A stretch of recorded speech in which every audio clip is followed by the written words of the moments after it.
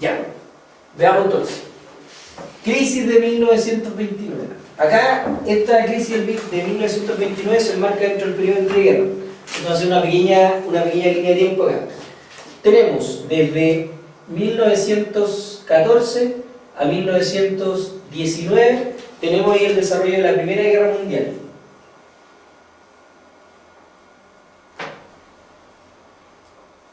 Después tenemos desde 1919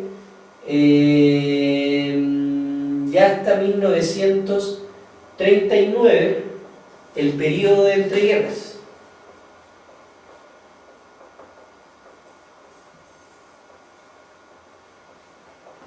Y finalmente tenemos desde 1939 a 1945, ahí tenemos el desarrollo de la Segunda Guerra Mundial. ¿Ya? Entonces estamos más o menos para que se contextualicen históricamente. Eso ya lo revisamos, ya lo vimos.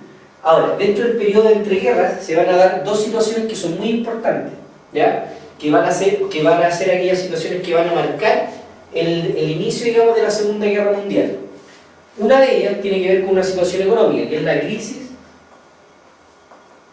de 1929, que es de carácter económico, como les dije, y desde el punto de vista político está el desarrollo o surgimiento de los totalitarismos. Esas son las dos situaciones que se van a dar dentro del periodo de entreguerras.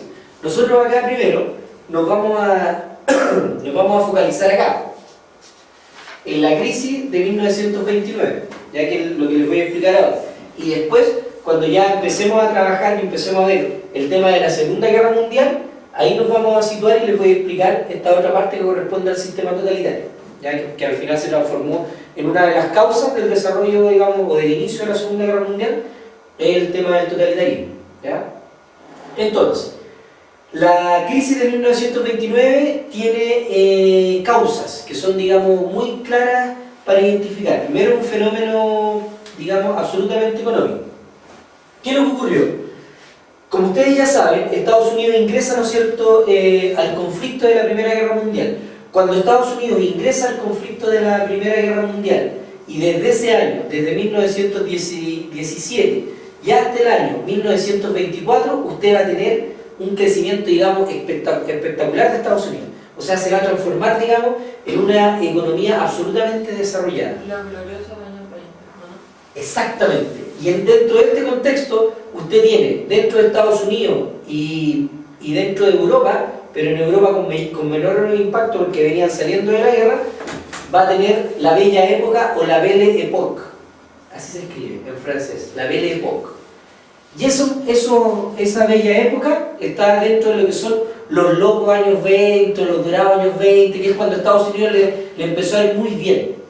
Entonces, ¿qué ocurría acá? Había una tremenda contradicción a nivel mundial, porque usted tenía por una parte a una Europa destruida, tratando de reconstruirse, tratando de salir a flote, tratando de generar, digamos, de estabilizar su economía, versus lo que pasaba en Norteamérica y particularmente en Estados Unidos, donde usted tenía, ¿no es cierto?, un desarrollo económico extraordinario, espectacular, le iba muy bien, empieza a desarrollarse todo un arte, digamos, dentro de ese proceso, y por eso se dice que en 1924 se llega a su cenit, ya se llega al proceso, ¿no es cierto?, en el cual está en su máximo esplendor todo este desarrollo, digamos, económico, ¿ya? Entonces, la primera causa que provoca la crisis de 1929 es que Estados Unidos empieza a generar una producción a todo nivel. Entonces, ¿qué se suponía? Se suponía que la economía norteamericana daba para mucho tiempo más y que iba a estar muy bien y todo eso, ¿ya? Entonces empieza a generar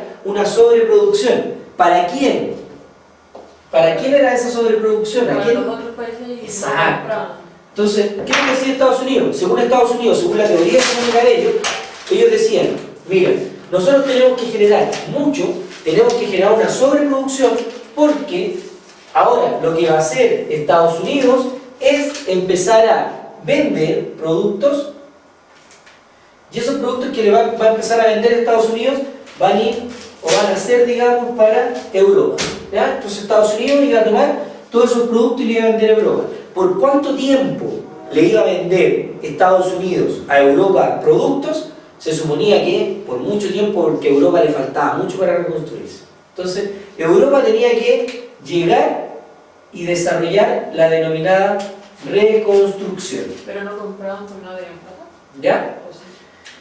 Entonces, Europa le compraba productos a Estados Unidos, pero le compraba productos a Estados Unidos. Esto era un círculo económico.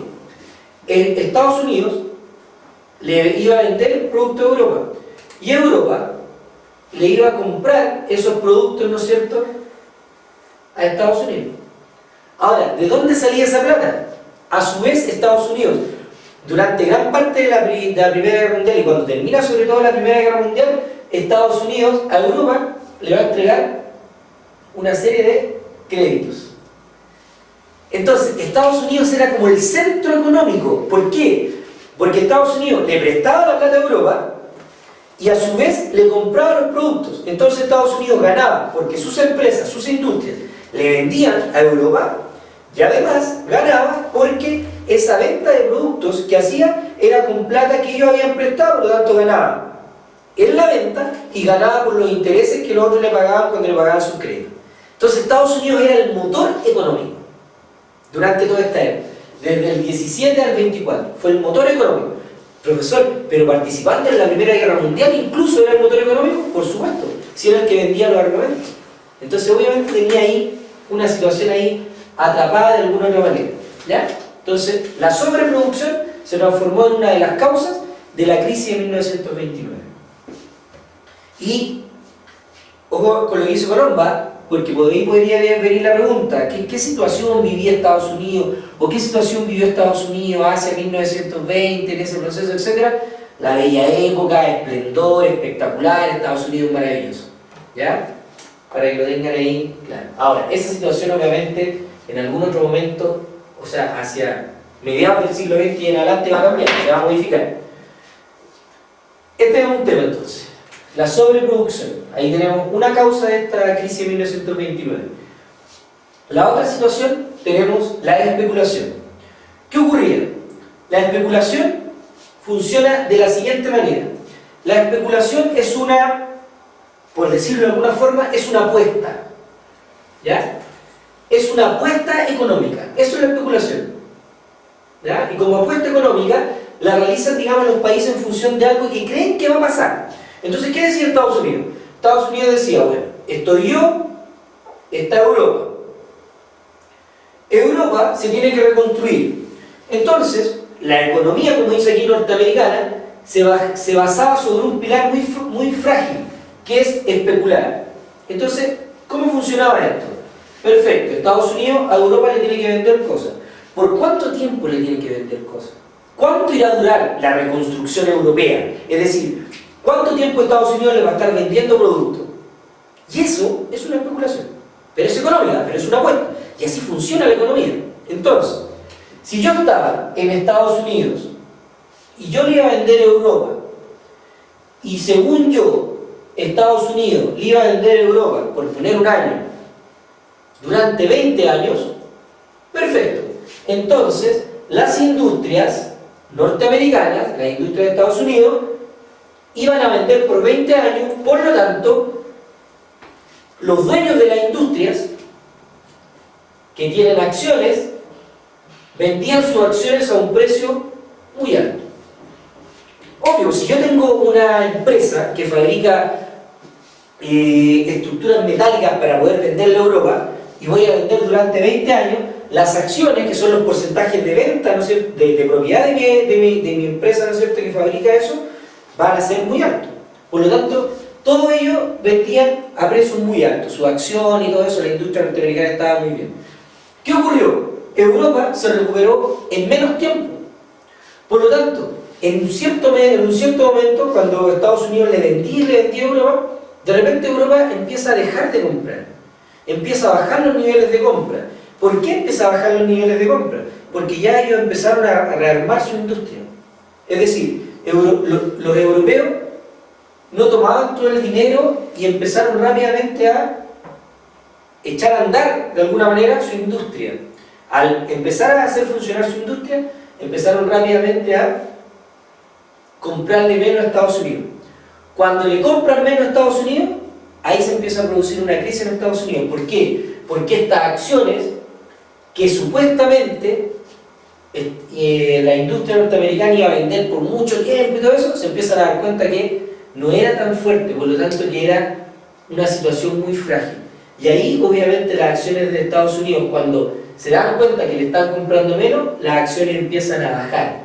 Y cuando las acciones empiezan a bajar, todos trataron de vender sus acciones, porque dijeron, bueno, si la industria norteamericana no va a vender durante tanto tiempo, yo empiezo a vender mis acciones. Y ahí se empieza a generar una caída, digamos, en todo lo que son las acciones. El crack ¿Ya? bursátil, ¿no? Exactamente.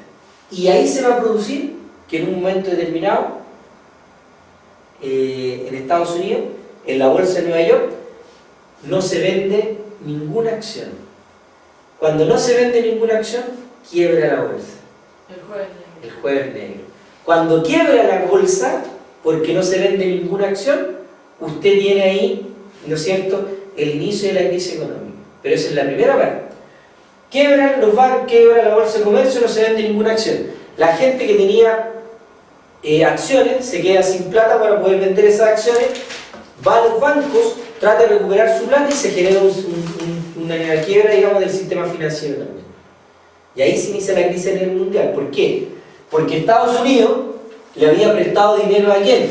A Europa y a varios países en el mundo. Por lo tanto, Estados Unidos trata de recuperar esos dineros. Y ahí empieza a pedir de vuelta los dineros y ahí se genera la crisis a nivel mundial. Por lo tanto, la especulación, cuando Estados Unidos cree que Europa se va a demorar mucho tiempo más, se transformó en otra causa de la crisis, digamos, de 1929. Ya tenemos dos. Se produce mucho y se especula con que se va a demorar mucho tiempo Estados Unidos en recuperar. ¿Ya? Por lo tanto, ahí tenemos la otra situación de crisis importante, la especulación. ¿Vamos bien hasta ahí? Sí. O sea, la crisis económica de 1929 se inicia en Estados Unidos, pero después se va a expandir a todo el mundo. ¿Por qué? Porque aquí pasa un poco lo que pasa entre dos personas. Si yo estoy mal económicamente, lo que voy a hacer es empezar a pedir que las personas que me deben plata me la devuelvan. Aquí pasa algo similar. Estados Unidos, que se ve involucrado en esta crisis, dice, bueno, si a mí me deben plata, yo tengo que empezar a cobrar esa plata. Y se le empieza a cobrar a Europa, ¿no es cierto?, que era quien había, digamos, le había prestado plata, y a los demás países, y ahí empieza a generarse la crisis a nivel mundial.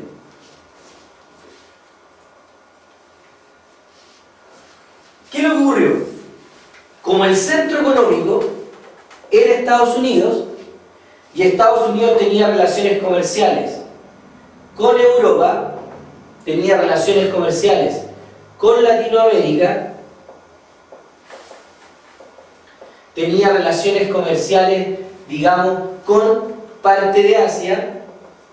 Entonces, cuando, como estos grupos, por ejemplo de Europa, por ejemplo los aliados, que estaban dentro de la Primera Guerra Mundial, empiezan a recibir créditos, y cuando se produce dentro de Estados Unidos la crisis, Estados Unidos inmediatamente, como era el motor de la economía, empieza a pedir de vuelta los créditos, ¿ya? Y empieza a pedir de vuelta los créditos, y ahí la crisis se hace mundial. Es decir, si Estados Unidos hubiese sido una economía aislada, que no hubiera tenido relaciones comerciales y económicas con Latinoamérica, relaciones comerciales con Europa o relaciones comerciales con Asia, resulta que a lo mejor no se hubiese producido necesariamente la situación de crisis. Pero como Estados Unidos era el que prestaba el dinero y además el que vendía, cuando ellos se vieron económicamente mal, inmediatamente la crisis se genera ahí en una situación, digamos, con características mundiales. Porque si Estados Unidos no hubiese sido un país que hubiese tenido tantas relaciones económicas con tantos países en el mundo, no se genera el impacto que se genera. O sea, las crisis económicas de los países en la economía capitalista, cada cierto tiempo hay una crisis. Pero si la crisis se inicia en un país que es importante, que tiene muchas relaciones económicas, inmediatamente afecta a todos los demás. En esta época sería China o Estados Unidos. Hoy día, China o Estados Unidos. Esos son los países que hoy día son grandes consumidores. Por lo tanto, si ellos reducen sus niveles de consumo, se genera una situación económica compleja a nivel mundial. Fíjense que hoy día ni siquiera Europa. ¿Por qué no Europa? ¿Por qué Europa hoy día no es un país en el cual, o sea, Europa, España, Grecia, bueno, Alemania ha sido el que ha salvado un poco a los países de la crisis, pero Grecia y España con profundas situaciones de crisis a nivel mundial, Francia, sin ir más lejos, también ahí con problemáticas, no al nivel de lo que ha tenido Grecia, pero ¿por qué Europa no es hoy día un...? Porque su principal economía es el turismo. Porque no necesariamente, no. Porque Europa hoy día tiene dos situaciones. La población de Europa es reducida si la comparamos con Estados Unidos o con China, y el rango etario de la población europea, es decir, la edad de los europeos, es una edad muy elevada, muy alta. Cuando usted, mientras más edad tenga, menos consumo realiza, menos capacidad de consumo realiza o tiene. ¿Por qué? No porque no tenga a lo mejor dinero, puede tener el dinero, pero las personas de edad cambian menos las cosas que ustedes, o que la gente de menor edad. Usted se aproxima rápidamente a la tecnología, a esto, va cambiando, va consumiendo. La gente de menor edad consume mucho más. A ustedes les debe pasar, gente que conocen de edad, que tienen las mismas